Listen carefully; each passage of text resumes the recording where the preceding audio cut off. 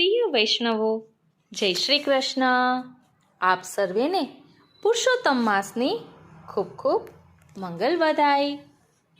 વાલા વૈષ્ણવો, અતિ દુર્લભ અને અલૌકિક એવા પુરુષોત્તમ માસનો આ પવિત્ર સમય એ માત્ર તિથિઓનો વધારો નથી, પરંતુ જીવના અંતઃકરણને પ્રભુમય બનાવવાની દિવ્ય એક અવસર છે.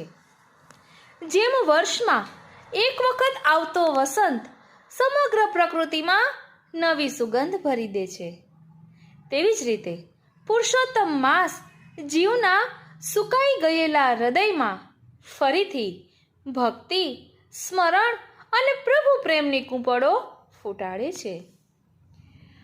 આ પુરુષોત્તમ માસને શ્રેષ્ઠ માસ કેમ કહેવાયું? કારણ કે આ માસ એ પોતે જ શ્રી પુરુષોત્તમ પ્રભુને અતિશય પ્રિય છે, જેનો સ્વીકાર સ્વયં પ્રભુએ કર્યો છે.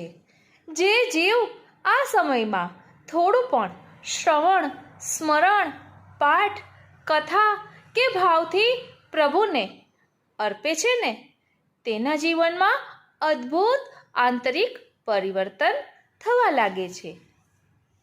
આપણે આ સમગ્ર શ્રેણીમાં પુરુષોત્તમ માસના 29 અધ્યાયોના મહાત્મ્યનું શ્રવણ કરીશું.